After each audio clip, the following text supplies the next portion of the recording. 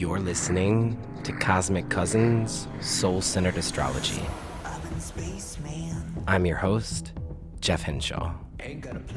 Cosmic Cousins is a weekly astrology podcast dedicated to creating a sacred container for deepening your connection to the cosmos. Each episode offers space for ritual, meditation, and contemplation, supporting your journey of embodied health, self-discovery, and deeper learning. Thanks for tuning in. Gold in my skin carries the weight of my kin.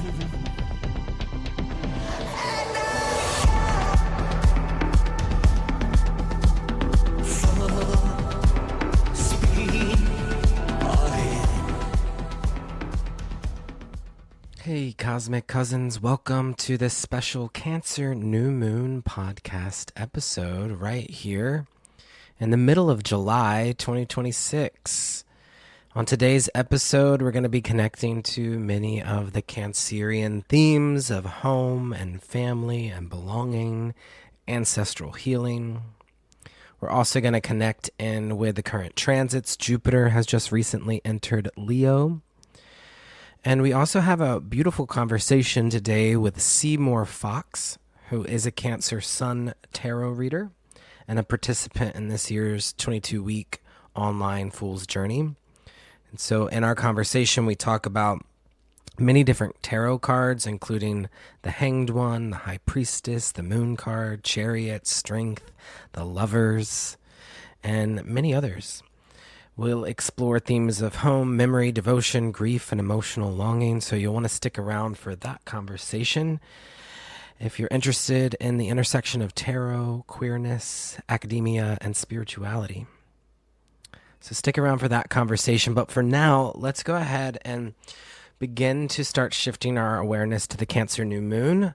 I do have an exciting announcement. This is a really big announcement because it is a new year-long immersion in living astrology that I am launching on this Cancer New Moon.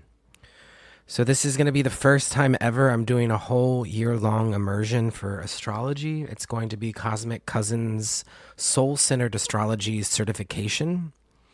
That program will begin on September 8th. September 8th in Virgo season. So if you're interested in learning to speak the language of the stars, you could join me in this year-long journey into soul-centered astrology, where you'll explore birth charts, planetary cycles, tarot, embodiment, ritual, and the deeper myths woven through the cosmos.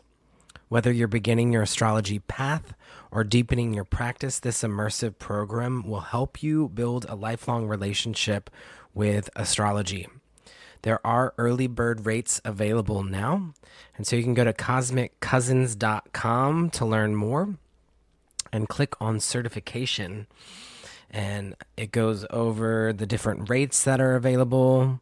There's some scholarships that are available, so you'll want to check that out. And also, I have an overview of the syllabus on there. It's divided into 3 trimesters. The first trimester is September to December. It's learning the language, foundations of astrology. The second trimester is more about your professional practice with live chart reading. We'll talk about the business of astrology. We'll talk about traditional versus modern approaches.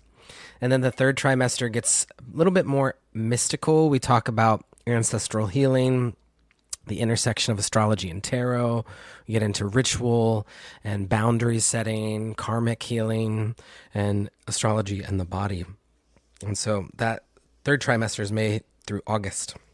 So again, it's a year-long program, September through August of 2027. So I would be honored to walk that path with you. There's 15 spaces available for this year-long Soul-Centered Astrology certification. Again, there's links in the show notes or cosmiccousins.com/certification.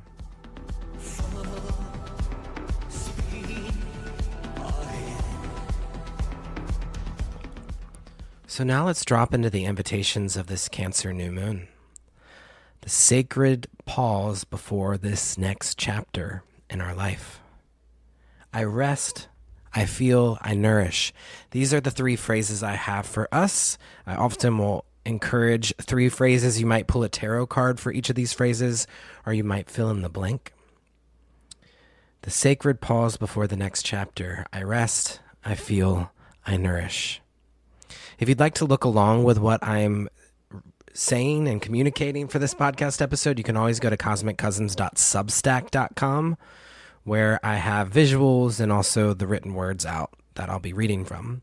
I also send out a newsletter on every new and full moon. You can sign up for the newsletter in the show notes. So go ahead and bring awareness to your Cancer body parts. This is the stomach, the ribs, the breast, the armpits, and the side body. I often think of Durga Pranayama, which is 3-part breathing, where you place one hand on your belly and then one up at the center of your chest. You take a deep belly breath, expand into the ribs, all the way up to the heart. And then you exhale from the heart, the ribs, the belly. So you might find that this is a pranayama or breathing technique that feels supportive if you have Cancer energy, or as we move through this Cancer new moon portal and through the rest of Cancer season, which takes us until July 22nd. And so as we arrive at the Cancer new moon, the sun and the moon are both in Cancer. It is a time to turn inward. This is not necessarily a lunation that asks you to rush ahead or make bold declarations. Instead, the Cancer new moon calls you back to the body, back to your home, which is your body, but also maybe your physical home, and back to the hearth. It asks you to make space for the emotions that you've been carrying throughout the year, maybe throughout the years, and to become deeply present with yourself. New moons mark a new beginning. They're a time for planting seeds and setting new intentions. So you might find that you'd like to set some intentions around these Cancer themes. Cancer reminds you that every new beginning first requires a return back to yourself before you move forward. Come back home. This new moon encourages you to reconnect with your relationship to your body, your family, your ancestry, and the places where you feel safe enough to soften. There is profound medicine available to you in the slowing down.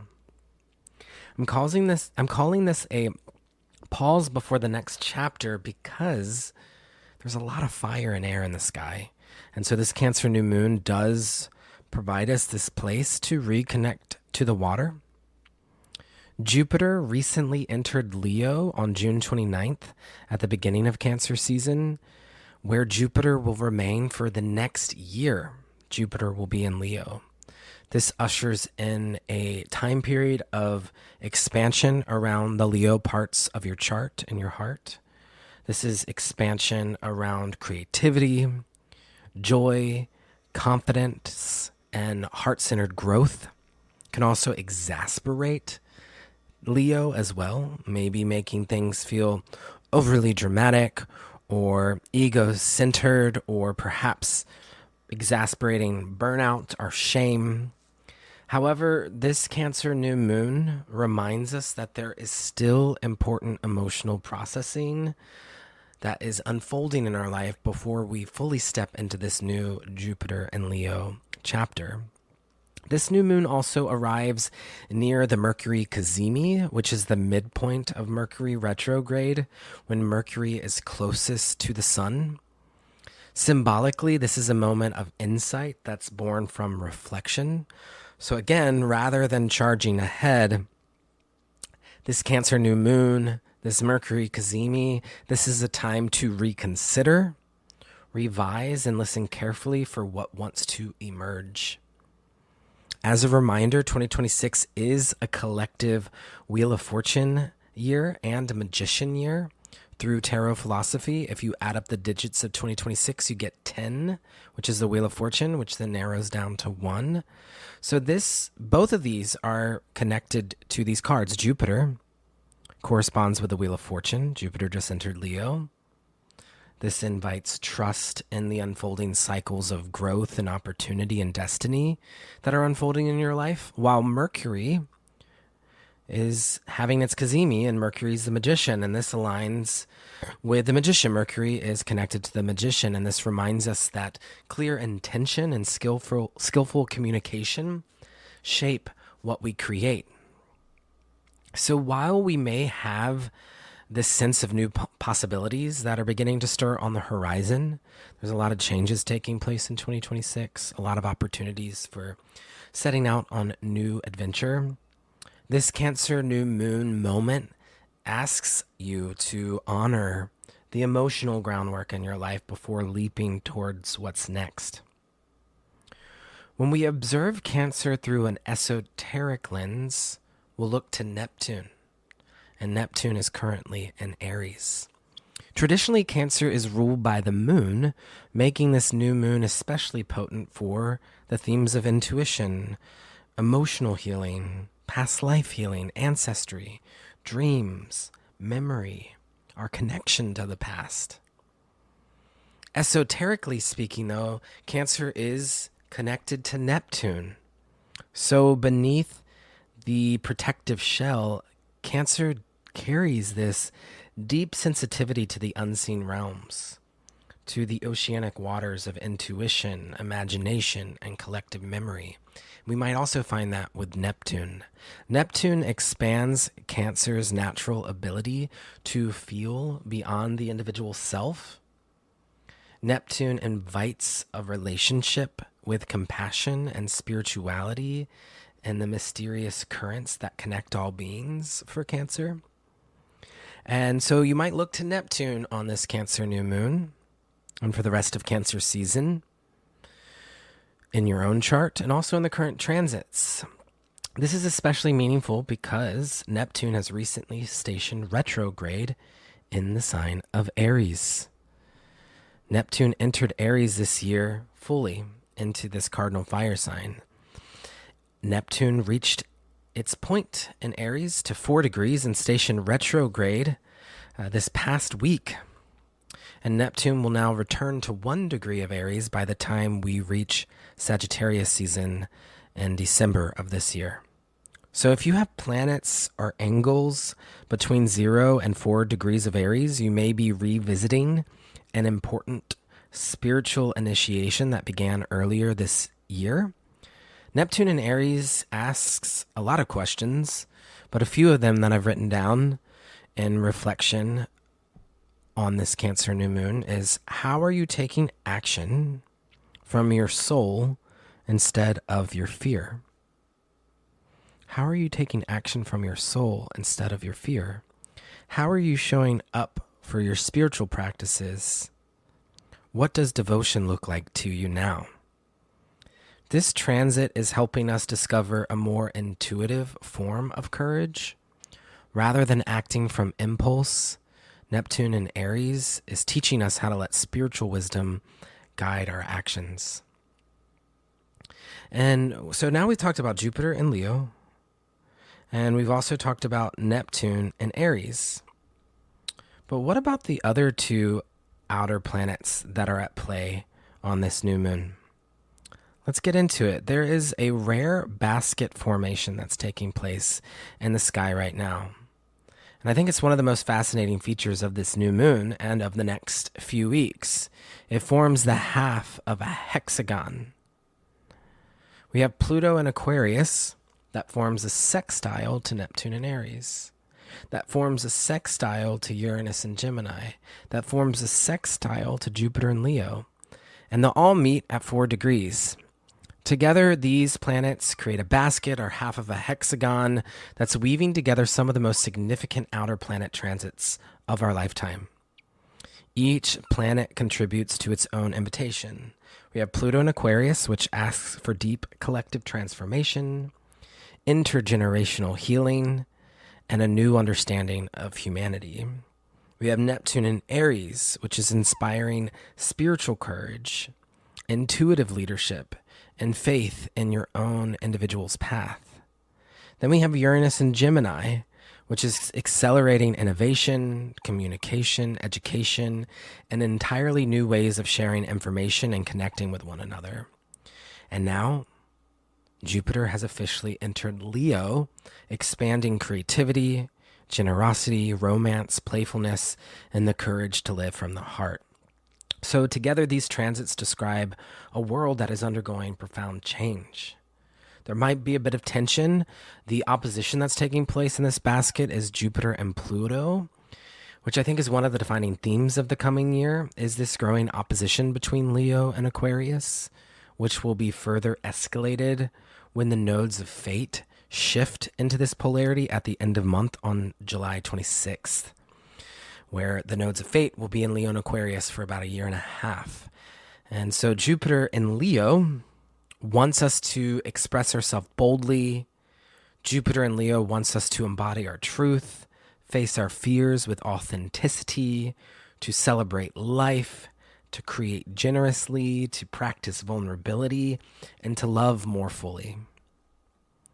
But then on the other hand, the opposition, Pluto and Aquarius, asks us to expand our consciousness, to better understand the deeper psychological undercurrents and the greater systems within humanity. Pluto and Aquarius encourages us to expand our consciousness, to incorporate the group,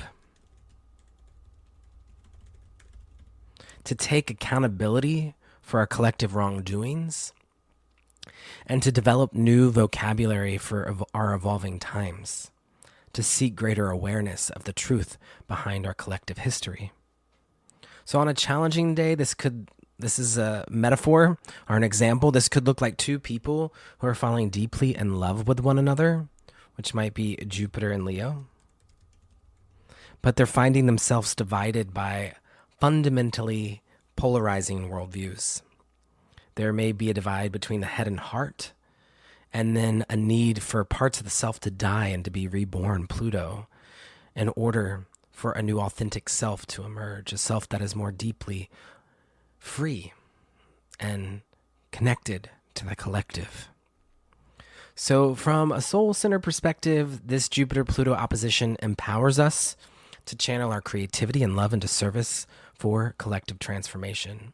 It encourages new forms of leadership, communication, and community that help humanity evolve together. So this Cancer new moon is in a precarious spot while all of this other energy is taking place. Cancer holds the center.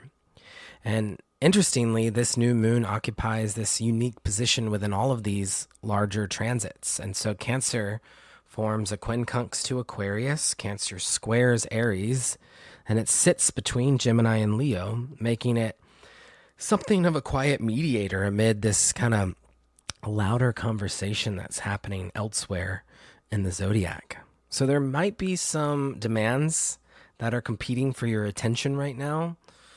The world is changing quickly. Technology is accelerating. Collective conversations may feel particularly tense or deep.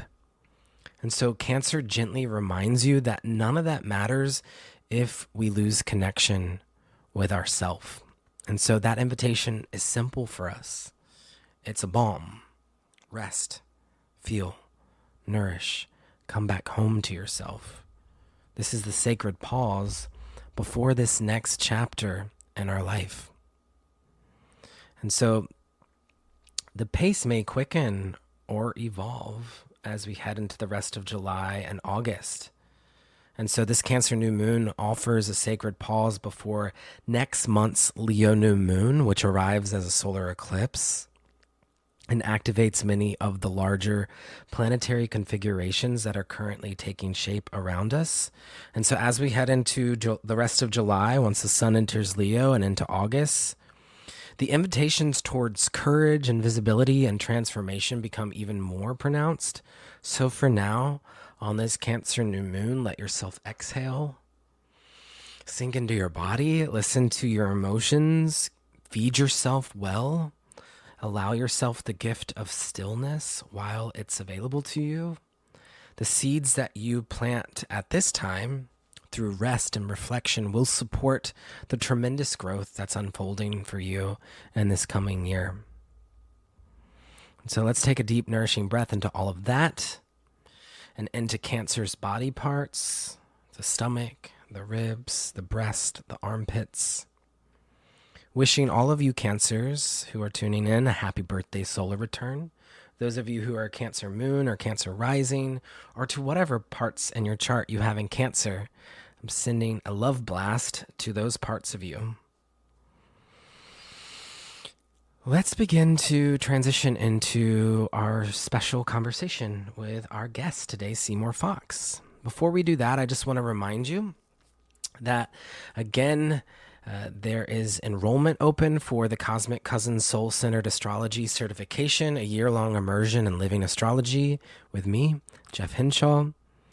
Enrollment is now officially open. There's some early bird specials and scholarships available with tiered pricing.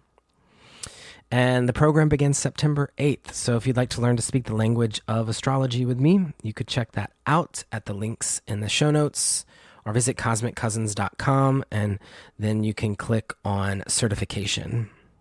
In addition, I also have some availability for astrology readings as well as cosmic mixtape. You can use the coupon code CANCER through the next week until the end of Cancer season for a discount on those. Summer is usually a bit of a slower time for me with the readings, so I put a coupon code out for those who'd like a little summer check-in. And at this time, let's transition into our conversation with tarot practitioner Seymour Fox.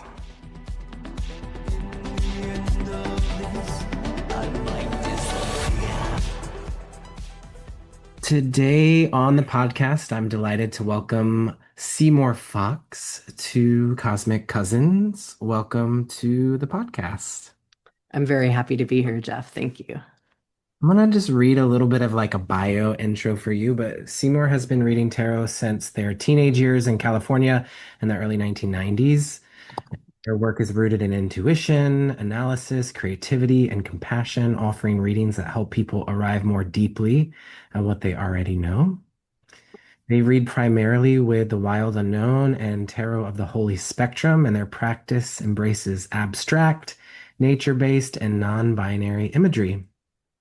Outside of tarot, Seymour works in higher education and lives in the Twin Cities, where they also offer readings at Third Eye Psychic Salon in Minneapolis. And this year, Seymour has also been part of the 22-week online Fool's Journey, bringing an especially beautiful devotional practice to the experience by creating an altar for each major arcana card that we've explored. So I'm excited to get into all of that. And also, Seymour, you're a Cancer as well. I am indeed. I'm a Cancer sun. So yeah, Leo moon and Virgo rising, but very Cancerian. Yeah, I'm so curious to get into a little bit of how you connect to Cancer. And so as a Cancer sun, which is part of why I asked you to have you on the podcast for this Cancer New Moon episode. I'm curious, when you think about being a Cancer, what feels most true to you today in terms of your Cancerian expression? I would say actually my relationship to the water has always been a major part of my life. I grew up in Southern California and I was just always in the ocean. Now that I'm in the Twin Cities, I like own kayaks and I go out on the lake or I go inner tubing on the river.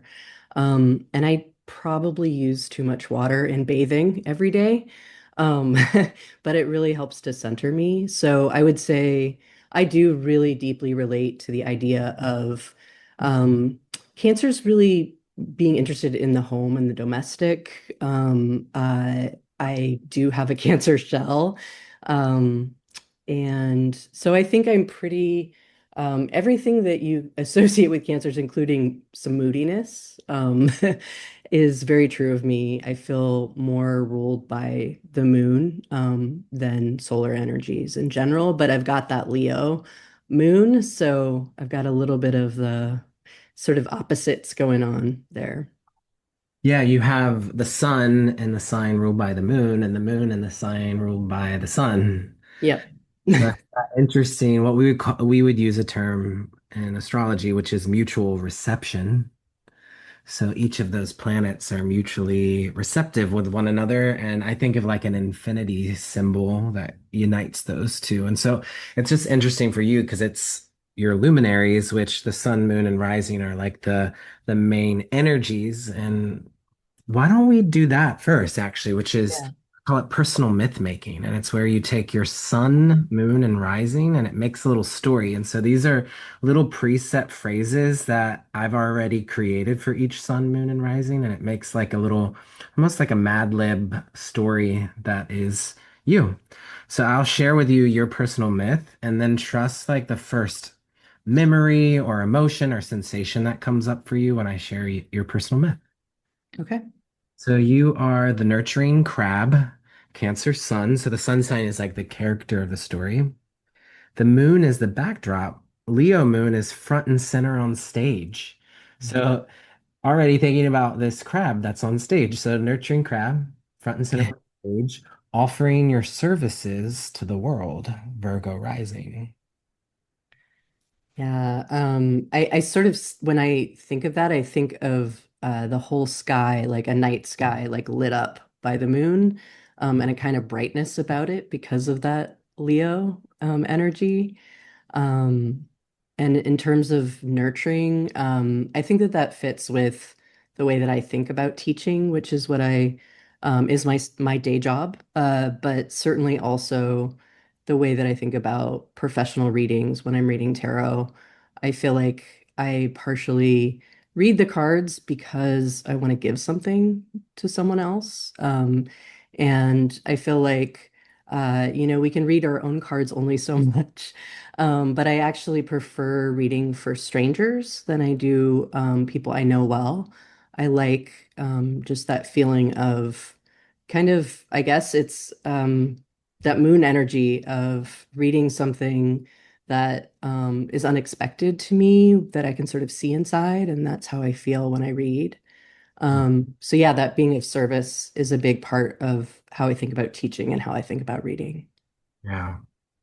So you do have these two different parts of your life. You work as a professor, but you also are deeply devoted to studying tarot and also reading tarot for other people and for yourself. How do those practices inform one another and do they? Do you see them as like two isolated parts of your life or do they feel integrative? I feel like they have been isolated throughout my life, most of my life, and they're becoming more integrated. I think for a long time, academia has felt like a place where I'm being assessed and trying to get like lifetime security in the form of tenure, Mm, which I did get this past year. So I think that like longing for security fits with the Cancer crab too, right? Like that wanting to build home in my profession in some way. Um, but I feel like basically I've been reading, as I said, since my teens. Maybe 13 was the first time I got a tarot deck. But I really reconnected with the practice when my late wife was diagnosed with colon cancer. And that was in 2020, in the middle of the summer, actually, in June. And and I lived here in the Twin Cities, and I ended up packing up my car with my cat and my dog and driving in the middle of, that was like COVID days where people were not really traveling even very much, and took a road trip out. And my late wife was I brought her basically to, the colonoscopy where they found stage 4 colon cancer. And I ended up staying in the Bay Area. I was able to teach on Zoom. So I basically cooked for her and took care of her for the next few years. But having a job out here was very difficult. I took sabbatical early, things like that. But I would say that while I was taking care of her, in order to take care of myself and sort of tune in more with what was going on with me spiritually, that became more important than my sort of career for me in 2020. And I started to read tarot again on a daily basis. And it really was crucial to my own understanding of sort of how I could take care of her and myself. Wow. Yeah. Well, thank you for your vulnerability and sharing all that. And I can feel into a lot of the different Cancerian themes of just being a nurturer and a caretaker, and also how that weaves together with finding practices for self-care. Hmm. And I think from what I heard from that was that tarot came back into your life in a time where you felt like you could use a little extra support. Yeah, it just allowed me some time almost, for me, I I enjoy meditation, but it's hard to set up a kind of daily practice of that. I'm someone who, almost needs to go to a class and be around other human beings to sort of tune in that way on a really habitual basis. But with tarot, like there's something about divination that I'm having a kind of a conversation with something bigger than me. And it's something that I found myself doing daily. I felt compelled to do it in lots of ways. But I also took care of myself physically at that time. I think when you're taking care of someone else whose body is failing and you're like cooking a few hours a day or something like that, like I think it's really important to do something physical. So I also practice jujitsu, and there's something about wrestling another body and getting sweaty and kind of getting it all out. This kind of getting into fight or flight, and then finding a place where you can really tune in even within all that noise and get still and make the strategic decision and let your sort of muscle memory take over with martial arts. That was a practice along with yoga that helped sustain me, uh, you know, along with the tarot. And those are ways that I kind of like, I feel like all of those are spiritual practices. Mhm. So I feel like they lined up really well together for me.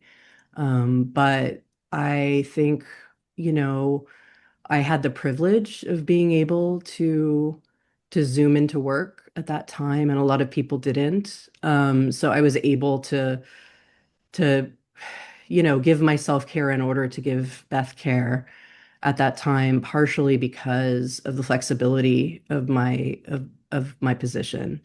And I think about the folks, the partners, and the people who are sick, who don't have that flexibility, but are dealing with some of the same stresses. Yeah.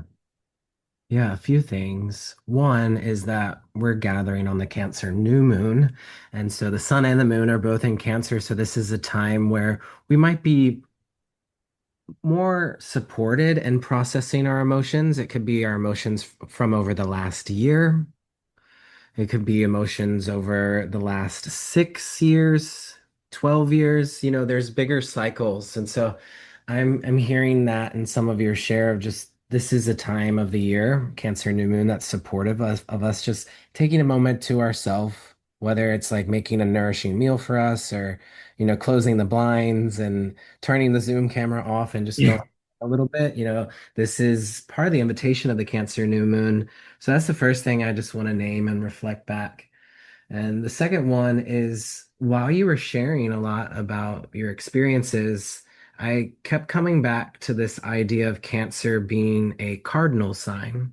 Mm, So it has this relationship to all of the other cardinal signs in the wheel. And so Cancer is opposite Capricorn, which is also a cardinal sign. And you had mentioned liking to seek security, which is a very Cancer theme, but it's also a very Capricorn theme, and mm, particularly through long-term structures, which is Capricorn. So Cancers often evolve through Capricorn, seeking long-term relationships, seeking long-term professions so it can provide that sort of long-term security. And so I wanted to name the relationship you as a Cancer hold to Capricorn, and congratulations on your tenure as well. Thank you. I'm also thinking about Jupiter being in Cancer this past year, maybe being um, one of the transits we could connect to that might Yeah. speak to your tenure, because it's bringing expansion and growth, Jupiter to Cancer this past year. Yeah, I do definitely relate to the sense this year, really, the past few years dealing with Beth's sickness and then death 2 years ago. But this year, I mean, really starting from the beginning of the year, I feel so blessed. And like, I think because I had many years of dealing with feeling like the rug was getting pulled out from under me again and again. Um, and this year it feels full truly of abundance. And I just in terms of my love life, my home life, my spirituality, my job, pretty much everything is kind of a little too good. I'm waiting for the other shoe to drop, just based out of habit. But I think it's also important to accept that part of the Wheel of Fortune that sometimes, we like instead of doubting when things are good, like really accepting that we deserve them. Yeah. And the Wheel of Fortune is the major arcana card connected to Jupiter. And we're in a Wheel of Fortune year right now. And knowing that you are a Cancer Sun with a Leo Moon Virgo rising, it means now Jupiter's just entered Leo. So it's going to be hanging out with your moon. And then it will enter Virgo. So it'll be hanging out with your rising sign. So, yeah. You have one of those charts where it's like your big three is all connected to, one side of the wheel, which is really interesting. Mm. Yeah. So Cancer, cardinal water, opposite Capricorn, cardinal earth. So I was thinking about the relationship between like long-term structures and career, but also I felt cardinal air, Libra, come in with the relationship, to Beth. And also you'd mentioned your love life right now, feeling good, but Cancer also forms a relationship to Libra, which is a sign of partnership. And then also when you brought in martial arts and sweating, that's Aries, which is the sense of self. And so as a cardinal sign, Cancer is always kind of, reflecting on their life as an individual, reflecting on their life in partnership, reflecting on their career and long-term structures, and also their sense of home and belonging. So I was just feeling the cardinal energies really present Mm. in our dialogue. And remind me, cardinal means sort of at the beginning of things, right? Yeah, so Cancer marks the beginning of summer on the northern hemisphere. So it's the start of the summer solstice. And then Libra would be the autumn equinox. And then Capricorn's winter solstice. And then Aries is the spring equinox. So yeah, cardinal signs initiate, start things. But they also, in many ways, are a relational access of how Mm. we relate with one another. Um, Aries is self or baby, Libra's partner, Capricorn is our role in society, Cancer, our role at home. So yeah, I was feeling all of those come in. You said that you've been reading tarot since your teens, and in your bio, you mentioned two tarot decks that wouldn't have been around when you were a teen. That is true. And Wild Unknown, and then Terror of the Holy Spectrum. So, do you remember what your first deck was, and how have you evolved now since tarot's come back into your life over the last, sounds like since this decade, it's come back into your life more. Yeah, I can never say. I think it's the Thoth deck. Aleister Crowley's deck was the deck that I mostly used, I would say, throughout my 20s. But the Rider-Waite was where I started. I I actually remember being read this very vivid memory when I was 9 and we went to the Renaissance Fair and for some reason I had very short hair. I looked like a genderqueer kid. I'm a genderqueer adult. I'm also intersex, which I just found out 2 years ago, actually. I had a hernia surgery and found that out. But I think that when you were talking about the Cancer Sun and Leo Moon, I was thinking about how the relationship there, what did you call it? Mutual reception. Mutual reception. There was something about that that made me think of genderqueerness. You know what I mean? And I think my genderqueerness and my relationship to tarot have always been there from the very first time that I got a reading. So I went to this Renaissance fair. I had short hair, and for some reason I had I mean, this was the 80s, right? And I had a perm. This is the only time in my life I've ever had a perm. And I was wearing a kind of like this t-shirt that said hang loose. And I looked like a Southern Californian boy. And the reader read me and talked about my life and my love life. And at that time, I remember thinking, I don't know if this person is misgendering me, like thinks that I'm male because they were talking about my love life with a woman in the future. But a part of me knew that they were reading my queerness and also my gender queerness in the way that they were reading. And that was really before, I mean, the 80s, genderqueer wasn't used very much as a term. I think it really, started use in the 90s. But there was something, I remember that person's face. I remember the cards. I remember that the magician sort of stood in for me at that in that reading, and that it felt like a really accurate reading, but that my dad and my stepmom were sort of like, oh yeah, well, she got that part wrong, about me, not knowing what my future would be in terms of my love life. But I think junior high, I dyed my hair black. I liked, I don't know, Bauhaus and sort of goth music and new wave. And I um I really I sort of I was just genderqueer from childhood, but there was a way in which I became much more gender fluid in my teens, and started experimenting with it. And I think I was raised by one atheist, one agnostic parent, but my dad always had lots of books of spirituality around the house. Across different traditions, honestly. And that, like, I was a reader. And I remember that who we called my Uncle Frank, my dad's best friend, who did a lot of my childcare. I knew that he was a warlock, and that he was a practicing pagan.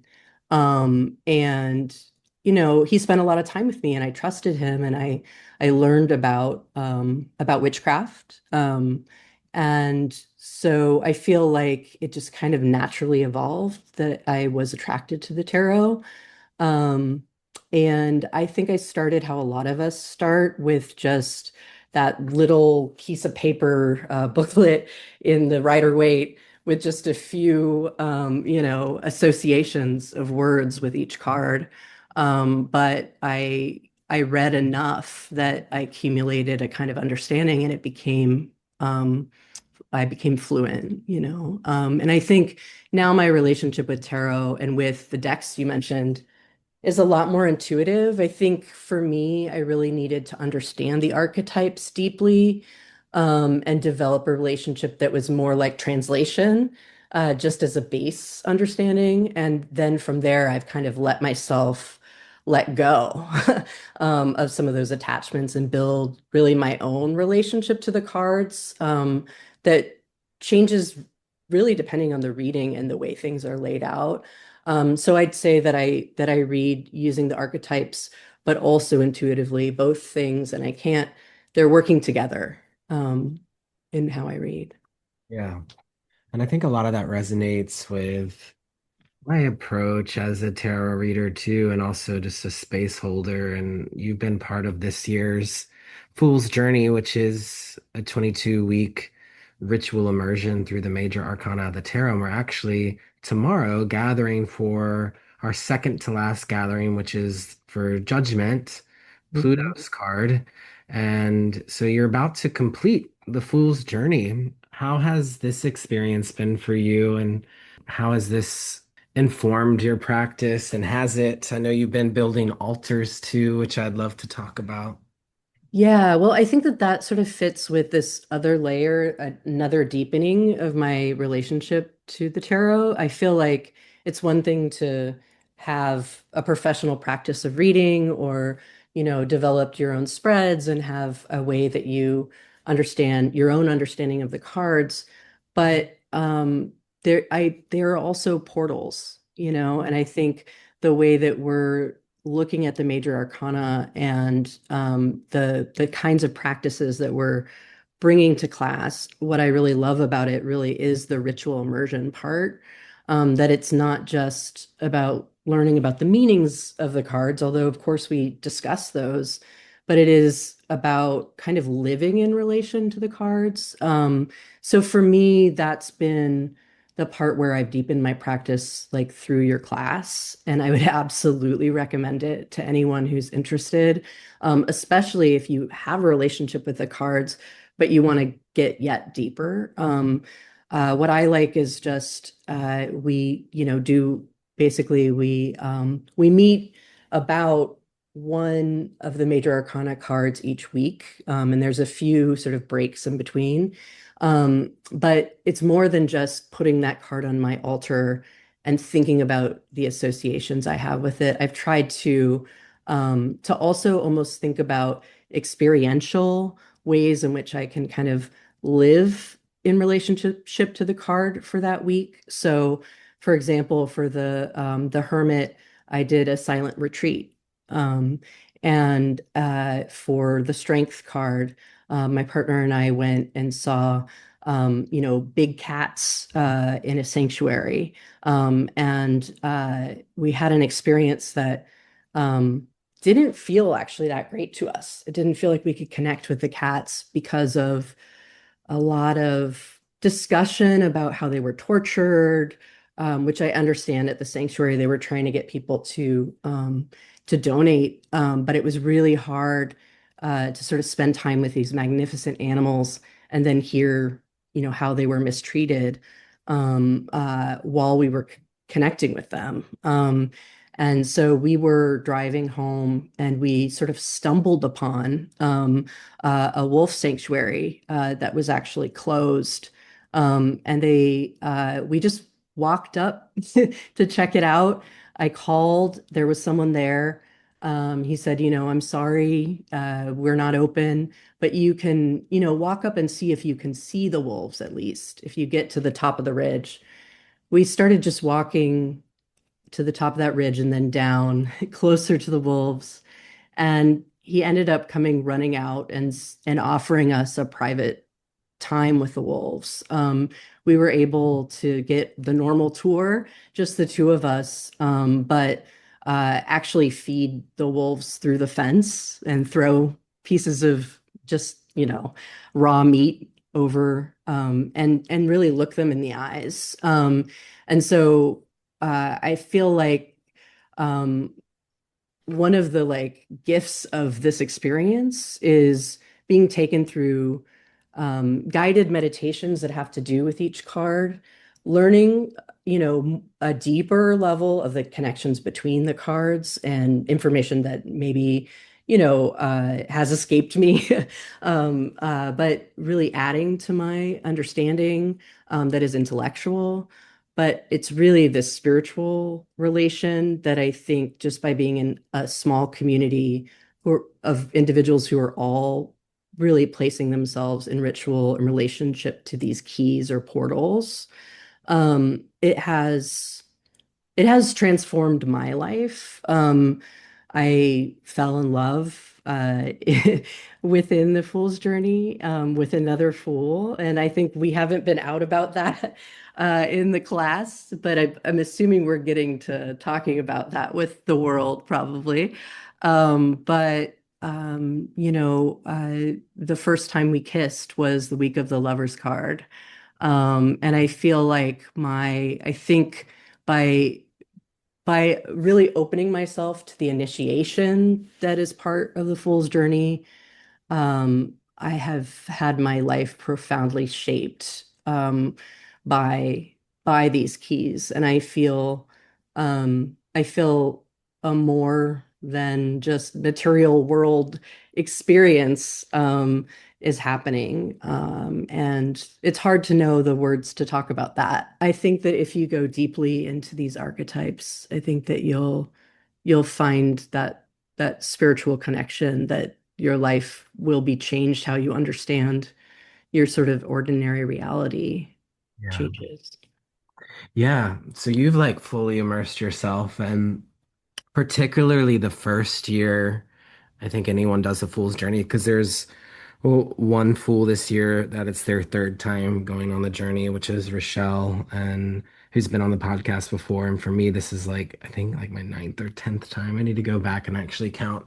Um, but I remember the first year being particularly, the synchronicities were off the charts. And so you are observing your life through the lens of these archetypes. And what I think is cool, some of the things that you've done, which I also really did very intentionally my first few years, was, find activities to do, like going to see like lions at the zoo, or, going on a silent retreat. Those sort of things are also things that I've incorporated and like to encourage people to do. But what I'm also fascinated about is when those things take a different shape than you were anticipating.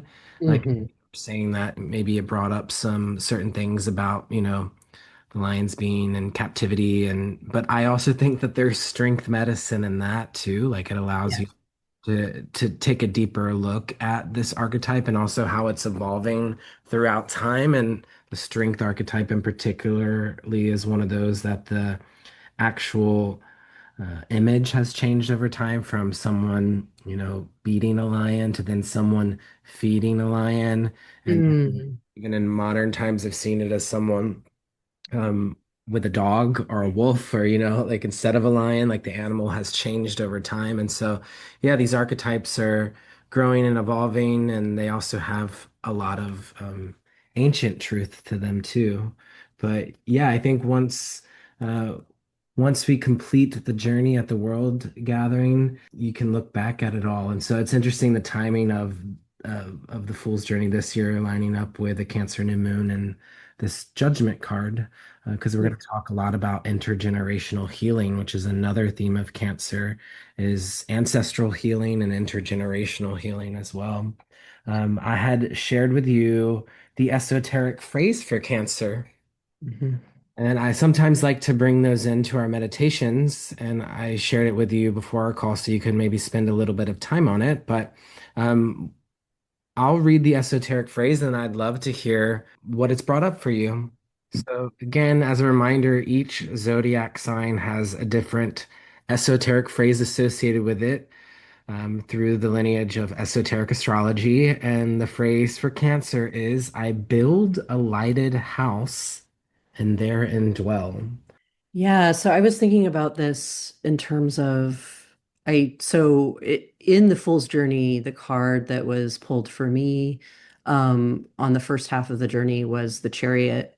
And for a class, I discussed a lot of the idea of the chariot as almost like creating that Cancer shell, right? Around us. It kind of separates us out as we move through something new, but there's a certain degree of protection of the chariot itself, right? The vehicle. Um, and so I think thinking about the lighted house and therein dwell, I was thinking about like really being inside of the vehicle of the body, right? That is kind of like temporary. Um, but uh, but I think that this idea of a home that no one visits. Um, I am a little bit of a hermit myself, like a hermit crab. I go over to friends' houses for dinners and stuff, but I don't actually, living alone now, invite many people over.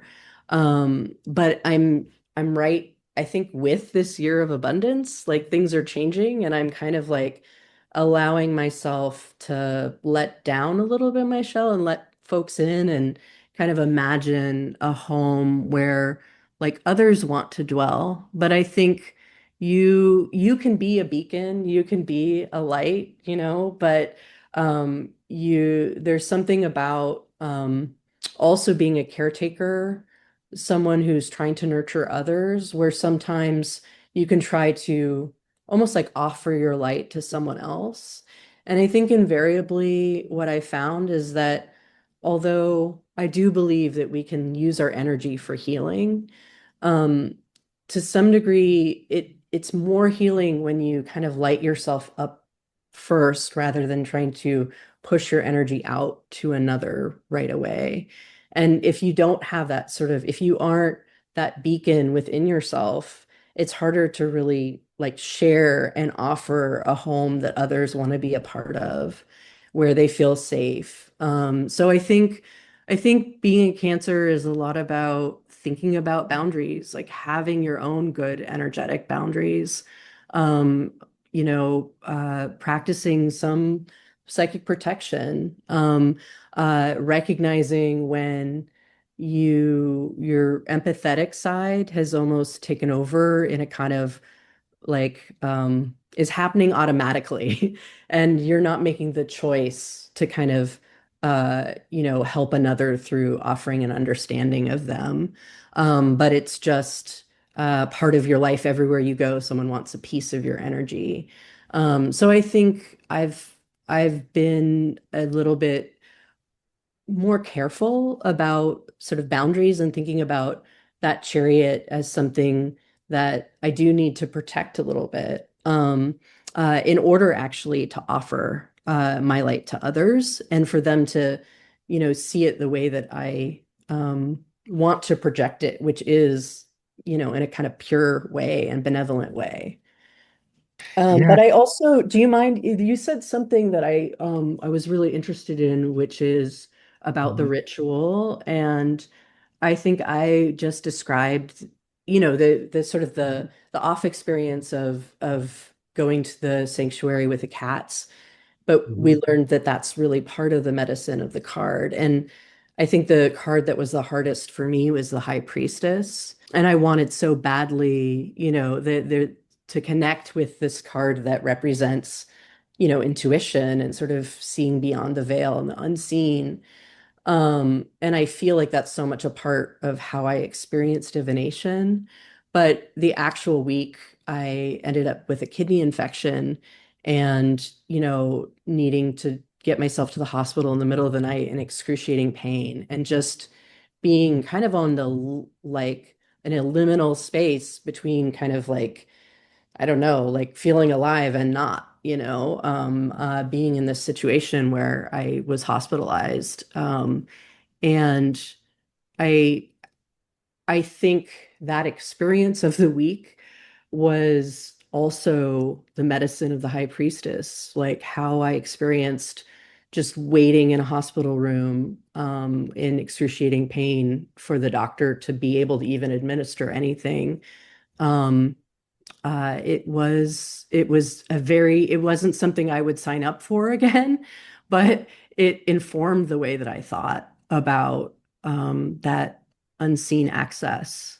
Um, I Yeah. don't know if that makes any sense or feels clear to you, but that was my ritual immersion that went, I guess, wrong, but also was ultimately right for how I understand my relationship to that card forever now. Yeah, I think it, especially thinking about it here on the Cancer new moon too, because the High Priestess is one of Cancer's cards. I mean, it's connected to the moon. So I like that you brought the Chariot in and the High Priestess in. Those are cards that we could all put out on our altar for this Cancer new moon moment. And I like that you're naming that, not all of the cards feel comfortable and not even all the cards that are even necessarily connected to us. Actually, like I call them in my own practice soul growth cards for each sign. Mm. It's actually, like the High Priestess and the Chariot are soul growth cards for Cancer, meaning they might actually be triggering. They might Yes. actually bring up things for Cancer because those are your cards to really meditate on in this lifetime. And then you also mentioned as a Leo moon, you mentioned strength and maybe some of the uncomfortability that that card brought up for you as well. Um, and then the lovers you mentioned, which is connected to Gemini, and actually that's a great card for Gemini to reflect on because it expresses the way that Gemini grows in this lifetime is through heart-centered connection and Mm. relationship. So yeah, I think you're really bringing in how tarot can be used as not only an meditation tool, but also a meditation on our evolutionary potential as we connect to our astrology practice. Mm. And yeah, you seem to also have quite a vocabulary with astrology as well. And these two practices really do walk hand in hand with each other, but I know you more through your tarot practice. Do you pay attention to astrology as a tarot practitioner? I have to say that, so I do think about the correspondences with the cards and the way that I read. I don't necessarily usually ask a client what their astrology is, but if they offer it, I might use that in my understanding.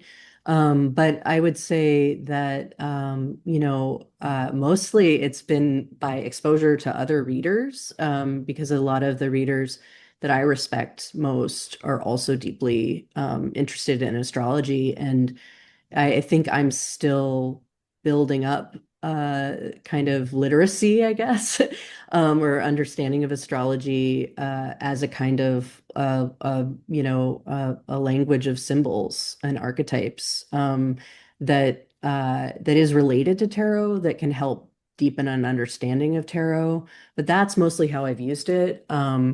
But I do see that something that astrology might be something that I might look more into in the future. Yeah, absolutely. Well, you're now on an astrology podcast, so Indeed. uh, And I'm a fan of this podcast. So it's how I found out about the Fool's Journey. So so cool. yeah. Well, there's a thing that I brought into the podcast over the last 6 months, which will be part of our little closeout ritual for our time together. And I call it mystical meanderings, whimsical wanderings. And it's where we drop in to this new moon. We drop into the archetype of whatever sign it is. So we're going to drop into Cancer. And I'll ask you a series of questions. There's no right or wrong answer. You just trust the first thing that comes into your mind, into your heart. And it's a message for you, it's a message for me, and it's a message to anyone who's tuning in. Do you feel open to connecting in this way? Sure, I'm willing to meander. I just told someone the other day to like stumble around more. So I feel like that fits. Well, let's do it then. All right. So, Cancer is feeling particularly moody today, so they pick up this crystal to offer them comfort. I would say labradorite. I'm wearing a labradorite necklace. Yeah. They then put this on their body to offer them additional comfort. I would say cypress, like essential oil. Now, what room or place in the home does Cancer feel called to? The bathtub, the bathroom. What memory does the bathtub awaken? Hmm. Having lice as a child and getting to go to the Thrifties to get ice cream because I was about to have to deal with the smell of the lice shampoo and having my hair washed to get the lice out. And the sort of taste of ice cream and the smell of lice shampoo combined together in the bathtub. Wow. Once Cancer finishes this bath, Cancer is then given one of three invitations: cook a nourishing meal, visit the ocean, or go and visit someone who feels like family. It would be visit the ocean. No question. My dad used to take me for long walks along the ocean just to talk. The walk along the ocean was always really connective. And I remember him just pointing out to the horizon line and telling me if I ever felt anxious that I could think about how small I was and how vast the world was through the horizon. Like after my dad used to take me for walks along the ocean, we'd often go to this bookshop called Dodd's Books, that was on Second Street in Long Beach. And he'd let me just browse for a really long time. That was a practice in libraries and in bookstores that we'd browse. And I could pick one book to take home. And my parents were divorced. And so, this time with my dad was really kind of special. And, every other week I would get one book and a walk along the ocean. And then we'd often go and I'd get a Shirley Temple and some clam chowder soup. He'd take me out for kind of like a father-daughter date. So that was a special part of my upbringing. And my dad also, although like he uses she, her with me, I use any pronoun. He did bring me up really without gender, honestly, as much as that is possible, which is pretty impossible. But he did not ever have boundaries for the things that I would do or be curious about. And he would just try to encourage me to explore the things I was interested in, without a sense of, how my gender might impact that. And I think that was way before kind of that. Now I think, lots of parents are raising kids without this like kind of imposition of gender being excessive. But my dad was doing that in the 80s. So, yeah. Nice. Let's come back to the journey. So now that we've been to the ocean, I think we're naturally going to the bookstore and going to meander along the books and find a book for this Cancer new moon. Which book pops out? I want to say the I Ching, actually. And that's because I remember getting that book at Dodd's Books, an illustrated version translated by Stephen Mitchell. And I would say that my practice of divination really I used the I Ching as well as tarot when I was young. And I remember like flipping coins. I might have been like 10 or something when I got that illustrated copy of the I Ching. So that's what I'm going to go with. Well, I have the I Ching here now, so I'm going to tune in for the Cancer new moon and see what the energy of the Cancer new moon is first from the I Ching. So just give me a second, I figure it out. Okay. The well. You can alter the city. You cannot alter the well. Without loss, without gain, they go and they come in their order. The well is always the well. A muddy bottom, short well rope are ruining the pitcher. The well represents the well field, and the life water that flows from it, an ancient unit of social order consisting of 8 fields, cultivated by 8 families surrounding a central well used by all. This is the oldest level of culture, a mother world where heroic striving, individual ambition, the pressure of the ancestors, war, and high ritual dissolve into fellow feeling and common humanity. The well is a norm, a model of order that meets common needs, an endless and inexhaustible source of the water of life. It means us, all together, all of us. Philosophically, this is the field of power and virtue, eternally shifting yet abiding in place. It is a tap into the subterranean flow of the way, the breast of the Great Mother. I love that we got something watery and deep. I'm connected to the Great Mother, which is also Syrian. Okay, so now that we've received that I Ching message, Cancer returns back home from their day at the ocean and their day at the bookstore where they connected to the I Ching. And so now Cancer goes to this room in the house. I think the bedroom, just to be with, like, I would have a blanket on, and I would probably be reading my book in bed before bed. Very analog. Yeah. Yeah. And now maybe let's put on a song by Cancer Rising Joni Mitchell. I'm going to put Joni Mitchell on shuffle Okay. and see what song wants to come forward for us as we're in the bedroom, in the bed. So Joni Mitchell's on shuffle. It's called I Think I Understand. Hmm. And some of the lyrics read as this: Daylight falls upon the path, the forest falls behind. Today I am not prey to dark uncertainty, the shadow trembles in its wrath. I've robbed its blackness blind and tasted sunlight as my fear came clear to me. I think I understand. Fear is like a wilder land. Stepping stones are sinking sands. Now the way leads to the hills above the steeple's chimes. Below my sleepy rooftops, round the harbor. It's there I'll take my thirsty fill of friendship over wine, forgetting fear but never disregarding her. Oh, I think I understand. Hmm. And now Cancer offers us one final message for the collective for this Cancer new moon. What would Cancer like to say to us in this moment? Hmm.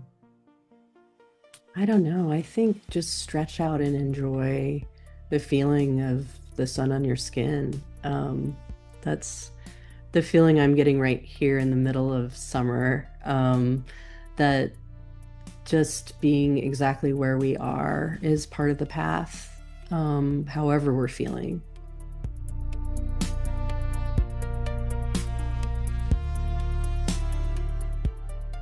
We went on quite a little journey there. What is it like thinking back on it all now?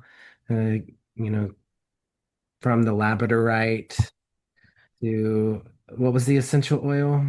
It was cypress. I, Just the smell of like that tree calms me down. So it seems very Cancerian in that way.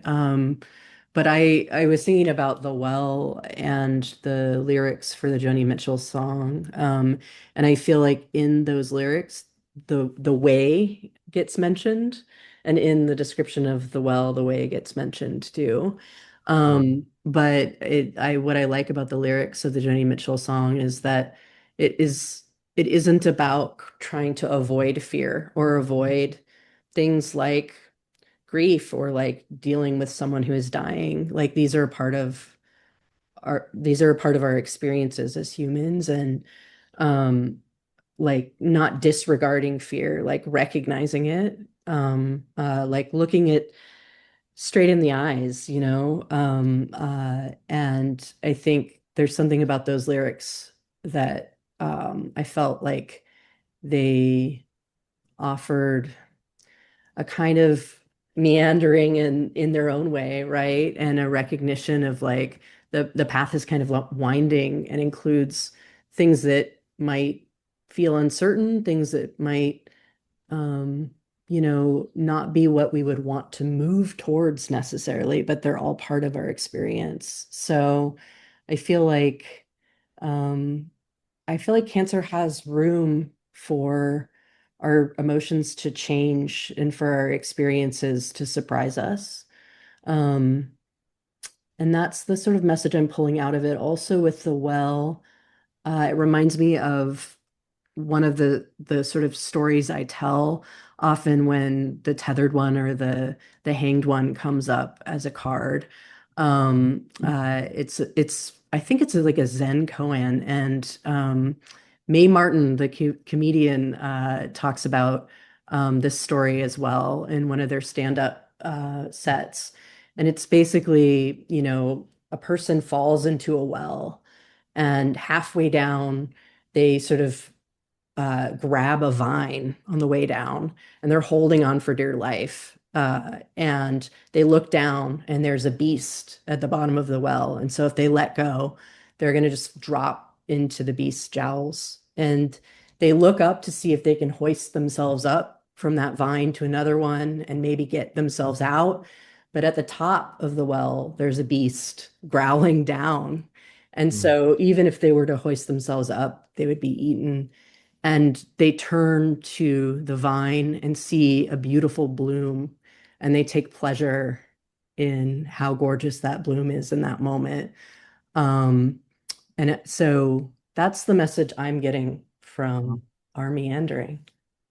Well, it's interesting because the cover of this album, this Joni Mitchell album, shows Joni in front of like a vibrant sunset that's at the water, and there's like a city off in the distance, but she is has a bloom, a flower up to her nose. So it makes me think of that, and the city in the background with water makes me think of the Chariot card, which is Cancer's card. But I love that you're bringing in the tethered one or the hanged one into the conversation because that's Neptune, which it's connected to Neptune, which is Cancer's esoteric ruling planet, is Neptune. Mm. So for some of us who are more esoterically inclined, we also might think about Neptune on this new moon and check in with Neptune in your own birth chart and also in the current transits. And I also thought about the moon card too, when she Mm. with the well as well, because there's kind of this there was some line about like the path that's going off into the distance. Oh yes. Fear is like a wilder land, stepping stones or sinking sand. Now the way leads to the hills. Yeah, there was a bit of moon card energy there too. And I think about how sometimes there's like a crab or a lobster on the moon card too. Even though it's traditionally associated with Pisces, there's a lot of Cancer themes with the moon. So yeah, we've had the High Priestess, the Hanged One, the Chariot, the Moon. All these cards tend to come up during Cancer energy. Yeah, so thank you, Seymour, for your Yeah. willingness to be an open channel for us for that. And also thank you for joining us today and for your openness and vulnerability and sharing your story and your experience of being a Cancer and all the other um, tidbits of care and wisdom that you brought to the convo. I really, really appreciate it. Of course, I appreciate this chance to just talk with you more, Jeff. Yeah. Yeah. Well, to everyone listening, may this Cancer new moon invite you to tend to what nourishes you most and trust the quiet wisdom that already lives within you. And until next time, take good care of yourselves and each other.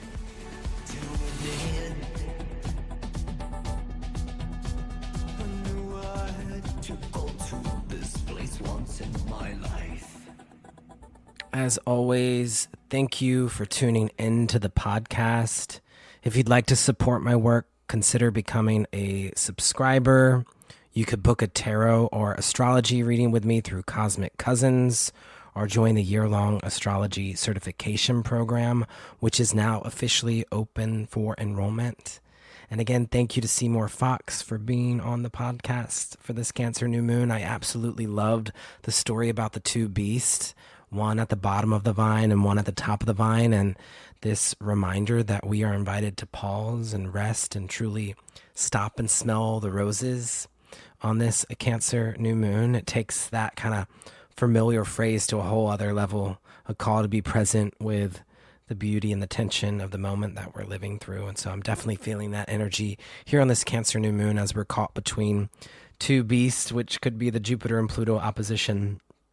And so there's something so profound about this moment to slow down and to feel deeply and to listen. And so if you'd like to learn more about Seymour's tarot readings, you can find the link in the show notes there.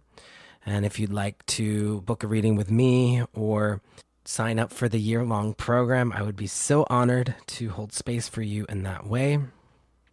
Until next time, take sweet care, cousins, and remember, deep breaths.